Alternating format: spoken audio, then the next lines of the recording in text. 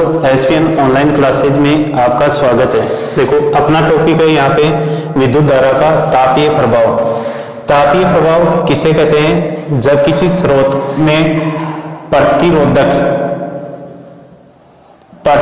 को जोड़ा जाता है और इसमें विद्युत धारा प्रवाहित की जाती है,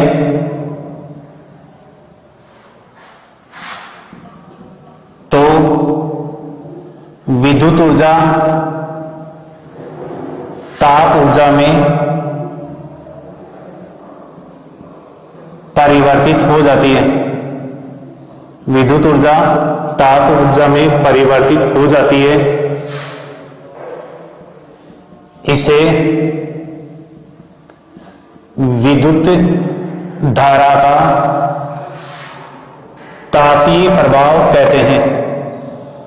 इसे क्या कहेंगे? विद्युत धारा का तापीय प्रभाव कहते हैं। ये जो तापीय प्रभाव है, इसका उपयोग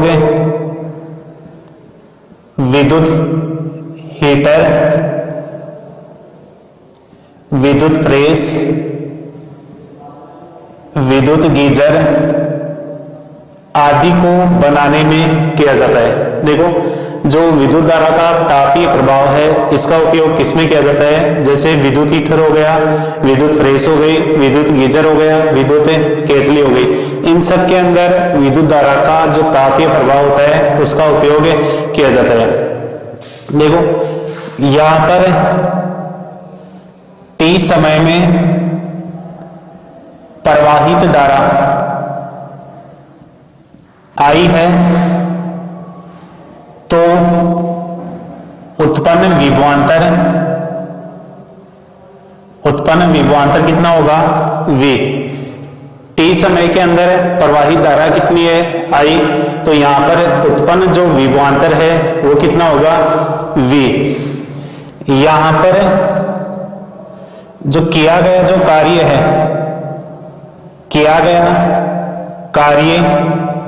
कार्य को किससे प्रदर्शित करते हैं? W से। तो यहां पर किया गया कार्य क्या होगा? QV। कार्य क्या होगा यहाँ पर? QV। देखो, आवेश को लेके आ रहा है और विभवांतर उत्पन्न हो रहा है, तो किया गया कार्य कितना हो गया? QV। आप ये भी लिख सकते हो W बराबर QV। फिर आता है यहाँ पे Q बराबर क्या होता है यहाँ पे? IT। Q बराबर IT होता है, तो W बराबर हो जाएगा VIT। W बराबर क्या हो जाएगा? VIT।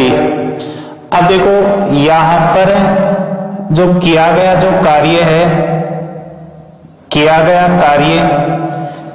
इसके कारण जो विद्युत ऊर्जा है, ये तापीय ऊर्जा, या फिर आप ये भी बोल सकते हो ऊष्मा ऊर्जा के अंदर परिवर्तित हो जाती है। किसके अंदर परिवर्तित हो रही है? ऊष्मा ऊर्जा के अंदर। तो आप इसे क्या लिख सकते हो?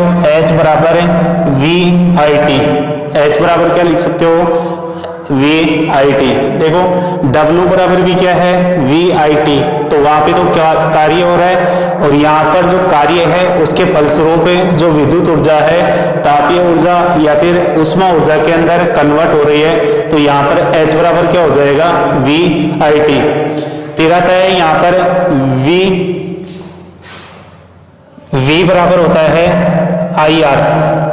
V बराबर क्या होता है? IR। इसका मान इस सूत्र के अंदर लिखेंगे तो ये हो जाएगा यहाँ पर IR इंटू IT, या फिर आप ये भी लिख सकते हो I स्क्वायर RT। देखो, H बराबर क्या हो गया? I square RT। यहाँ पे जो प्रतिरोध तार में जो ऊष्मा है, यहाँ पे इसके 3 कथन है। इस नियम को 3 कथनों से समझाया जा सकता है।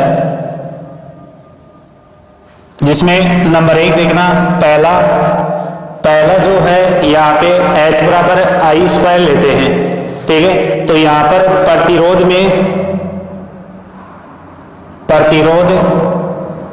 तार में प्रवाहित धारा, प्रतिरोध तार में प्रवाहित धारा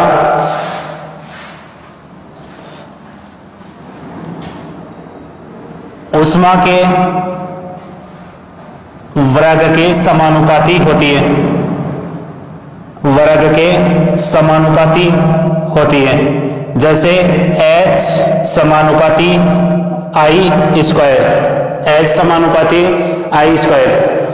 दूसरा है यहाँ पे H बराबर R, तो यहाँ पर जो प्रतिरोध है ऊष्मा प्रतिरोध के क्या रहेगी, समानुपाती, प्रतिरोध के समानुपाती। तो ये हो जाएगा H समानुपाती R।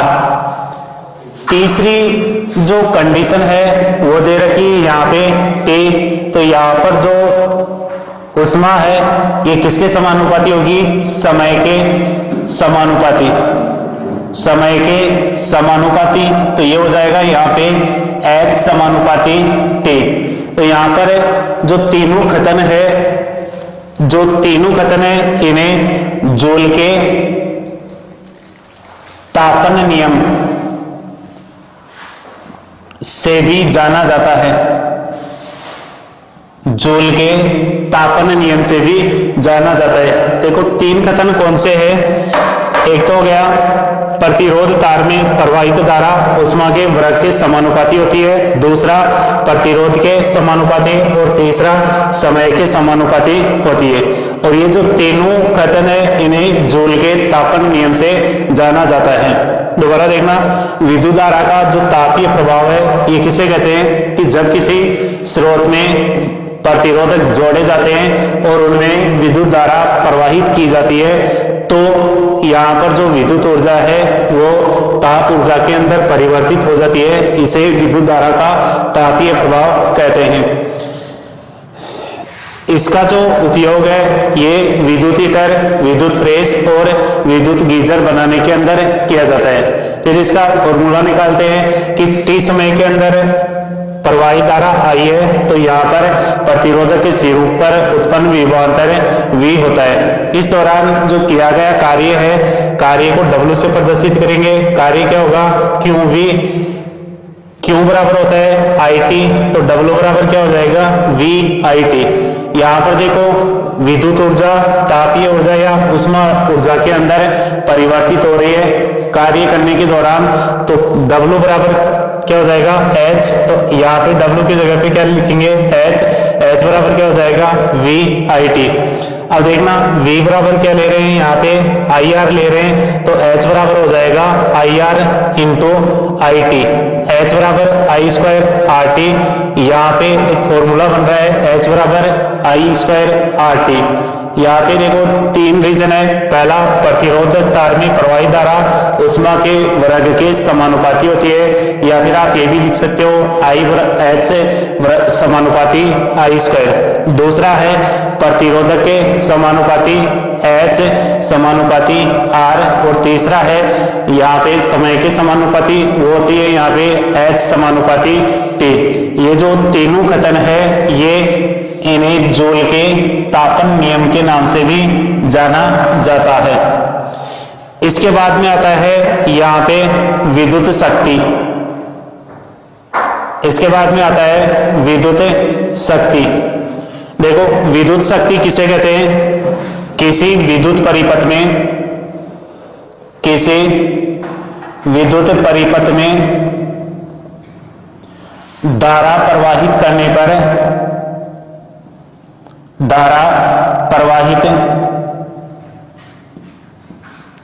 पर, प्रति सेकंड किए गए कार्य को विद्युत शक्ति कहते हैं। प्रति सेकंड किया गया जो कार्य, इसे क्या कहेंगे, विद्युत शक्ति कहते हैं।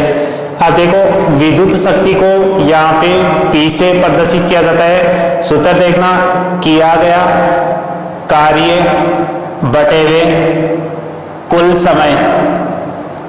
देखो किया गया कार्य को किससे प्रदर्शित करते हैं, W से, और समय को किससे प्रदर्शित करते हैं, T से। तो P बराबर क्या हो जाएगा यहाँ पर, W बटे हुए T। शक्ति बराबर या P बराबर क्या होगा, W बटे हुए T। फिर आता है यहाँ पर शुद्ध या फिर जो विशुद्ध प्रतिरोधक होते हैं, विशुद्ध प्रतिरोधक में प्रवाहित निवेशित कार्य, विशुद्ध प्रतिरोधक में निवेशित कार्य VIT क्या होगा, VIT। अब देखना यहाँ पे P बराबर क्या हो जाएगा, VIT अपॉन T। देखो W बराबर ऊपर की ओर लिखा था आपने VIT, ठीक है। तो यहाँ पे इस W का वो जो मान है इस सूत्र के अंदर रखेंगे तो यह आ जाएगा P बराबर VIT अपॉन T। T से क्या हो जाएगा, T कैंसिल, P बराबर क्या हो जाएगा यहाँ पर VI, P बराबर क्या हो जाएगा VI। फिर आता है यहाँ पर V बराबर क्या होता है IR, V बराबर IR। ये जो V बराबर IR है इसका मान इस सूत्र के अंदर लिखेंगे तो P बराबर हो जाएगा IR इंटू I, या फिर P बराबर हो जाएगा I स्क्वायर R। P बराबर क्या हो जाएगा, I स्क्वायर R। देखो विशुद्ध प्रतिरोधक में निवेशित जो कार्य होता है वो कितना होता है, VIT। P बराबर था अपना W बटे हुए T। इस W का मान इस सूत्र के अंदर लिखेंगे तो ये हो जाएगा VIT अपॉन T। T से T कैंसिल हो रहा है। P बराबर क्या आ जाएगा यहाँ पे VI। V बराबर क्या है IR है, IR का मान इसके अंदर रखेंगे तो P बराबर हो जाएगा IR इंटू I। तो यहाँ पे P बराबर हो जाएगा I स्क्वायर R। इसके बाद में आता है जो शक्ति है इसका मात्रक, शक्ति का मात्रक, छोटा मात्रक वॉट होता है। शक्ति को किससे मापते हैं, वॉट से। इसके अलावा इसके जो अन्य मात्रक है, अन्य मात्रक में जैसे किलोवाट, कि 1 किलोवाट बराबर होता है यहाँ पे 10 की घात 3। इसके अलावा मेगावाट, 1 मेगावाट बराबर होता है 10 की घात 6। और एक होता है अश्व शक्ति में, अश्व शक्ति, और एक अश्व शक्ति बराबर होता है 746 वाट। देखो शक्ति का सबसे छोटा मात्रक क्या होता है यहाँ पे, वॉट। इसके अलावा अन्य मात्रक हो गया यहाँ पे किलोवाट, मेगावाट और अश्व शक्ति। 1 किलोवाट बराबर होता है 10 की घात 3 वाट, 1 मेगावाट बराबर होता है 10 की घात 6, और एक अश्व शक्ति या हॉर्स पावर बराबर होता है 746 वाट। फिर आता है यहाँ पे जो विद्युत ऊर्जा होती है, विद्युत शक्ति, वह समय के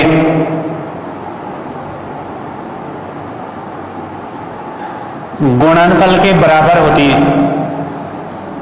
विद्युत ऊर्जा किसके गुणनफल के बराबर होती है, विद्युत शक्ति और समय के गुणनफल के बराबर होती है। तो यहाँ पे देखो विद्युत ऊर्जा विद्युत और समय के गुणनफल के बराबर है, तो इसके अंदर आगे लिखेंगे हम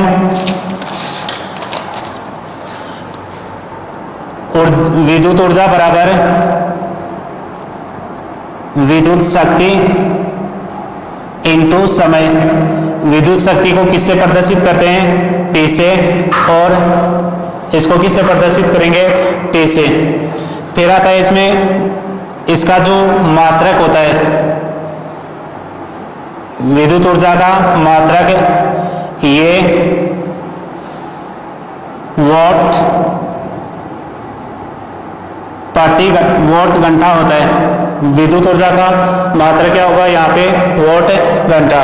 देखो विद्युत ऊर्जा किसके गुणनफल के बराबर है, विद्युत शक्ति और समय के गुणनफल के बराबर है। तो यहाँ पर विद्युत ऊर्जा बराबर क्या हो जाएगा, विद्युत शक्ति इंटू समय। इसे आप P इंटू टी भी लिख सकते हो। इसके अलावा विद्युत ऊर्जा का जो मात्रक है WH या फिर वॉट आवर्स या फिर वॉट घंटा भी होता है। एक बार जब किसी स्रोत में, आगे देखिए यहाँ पे अपना टॉपिक आता है उसी के आगे, जब 1 वोट शक्ति का उपयोग 1 घंटे में हो तो उपयुक्त ऊर्जा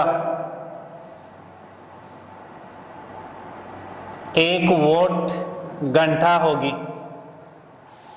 देखो 1 वोट शक्ति का उपयोग 1 घंटे में हो तो यहाँ पर जो ऊर्जा है वो कितनी होगी, 1 वाट घंटा होती है। इसके अलावा विद्युत ऊर्जा का व्यावसायिक जो मात्रक है उसके अंदर यहाँ पर कितनी यूनिट होती है, मात्रक में यूनिट की संख्या ज्ञात करना। इसके लिए 1 kWh 1 किलोवाट घंटे से इसका मान निकालते हैं। देखो यहाँ पर 1 किलोवाट, इसके अंदर 10 की घात 3 या फिर 1000, H सेकेंड के अंदर कन्वर्ट कर दो, 60 इंटू 60 सेकेंड, ये हो जाएगा यहाँ पे 3.6 इंटू 10 की घात 5 जूल। 1 किलोवाट घंटे में यहाँ पर जो यूनिट है उनकी संख्या ज्ञात करनी थी। यहाँ पर 1 किलोवाट घंटे के अंदर 1 किलोवाट बराबर कितना होता है, 10 की घात 3 या फिर 1000, और घंटे के अंदर इसको सेकंड के अंदर कन्वर्ट करेंगे तो ये हो जाएगा 60 इंटू 60 सेकेंड, मल्टीप्लाई करेंगे तो ये हो जाएगा 3.6 इंटू 10 की घात 5 जूल। तो 1 यूनिट के अंदर यहाँ पर किया गया जो कार्य होगा वो कितना होगा, 3.6 इंटू 10 की घात 5 जूल। इसके बाद में जो खपत विद्युत ऊर्जा है बराबर शक्ति इंटू समय। समय यहाँ पर घंटे के अंदर लिया जाता है बटे हुए 1000। खपत विद्युत ऊर्जा को ज्ञात करने के लिए शक्ति इंटू समय को घंटे के अंदर बटे हुए 1000। इसके लिए क्वेश्चन है कि 2 बल्ब 100 वाट के हैं, इन्हें प्रतिदिन 8 घंटे जलाया जाता है, तो 1 महीने में खर्च विद्युत ऊर्जा ज्ञात कीजिए। 1 महीने में खर्च जो विद्युत ऊर्जा है उसका मान ज्ञात करना है। देखो विद्युत ऊर्जा का मान ज्ञात करना है, सूत्र वही हो जाएगा, खपत विद्युत ऊर्जा बराबर शक्ति इंटू समय बटे हुए 1000। यहाँ पे समय को घंटे के अंदर और शक्ति को वाट के अंदर लेते हैं। देखो शक्ति 100 वाट के बल्ब है, कितने हैं, 2 इंटू, अब यहाँ पे 8 घंटे बल्ब को जलाया जाता है और 30 दिन तक बटे हुए 1000। 3 0 से 3 0 कट जाएगी, 8 3 24 और 24 दूनी 48 यूनिट यहाँ पर 1 महीने के अंदर खर्च होती है। कितने बल्ब के द्वारा? 2 बल्ब जो कि प्रतिदिन 8 घंटे जलाए जाते हैं, और यहाँ पर दोनों बल्ब इनकी शक्ति कितनी है? 100 वाट। तो यहाँ पर 1 महीने की इनके द्वारा खर्च की गई जो विद्युत है उसको ज्ञात करना है। सूत्र कौन सा हो गया? खपत विद्युत ऊर्जा बराबर शक्ति इंटू समय बटा हुआ 1000। यहाँ पे देखो शक्ति है 100 वाट के 2 बल्ब है, इंटू यहाँ पे 30 महीने का दे रखा है 8, यहाँ पे प्रतिदिन 8 घंटे यहाँ पर बल्ब को जलाया जाता है, बटे हुए 1000। यहाँ से 3 जीरो है उनको तो कैंसिल कर देंगे, बाकी मल्टीप्लाई करेंगे तो ये कितना आ जाएगा? 48 यूनिट। इसके बाद में एक और क्वेश्चन आता है कि 10 वोल्ट के सेल से 50 ओम के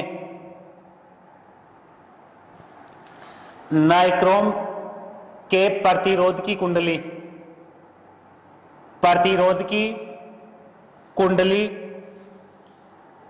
को जोड़कर 1 घंटे तक धारा प्रवाहित की जाती है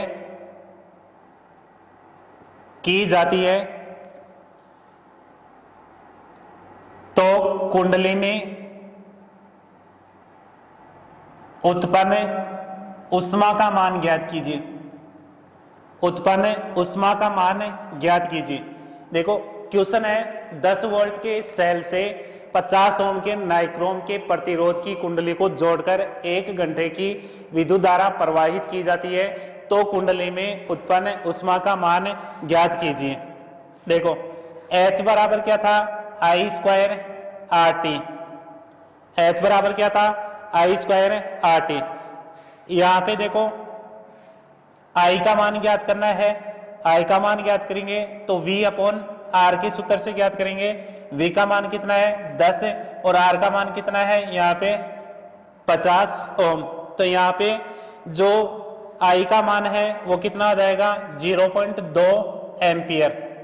I का मान कितना हो जाएगा? 0.2 एम्पियर। अब देखो सूत्र के अंदर I का मान आ गया, R का मान कितना दे रखा है? 50 ओम।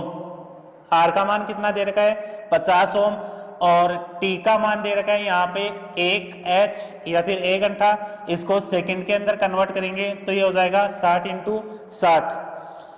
अब अपना जो सूत्र है उसके अंदर मान रखेंगे, ये हो जाएगा 0.2 होल स्क्वायर इंटू R का मान 50 और T का मान है 60 × 60। T का मान कितना है यहाँ पे? 60 × 60। इसको यहाँ पे क्रॉस करेंगे, गुणा करेंगे तो ये हो जाएगा आपका 7200 जूल।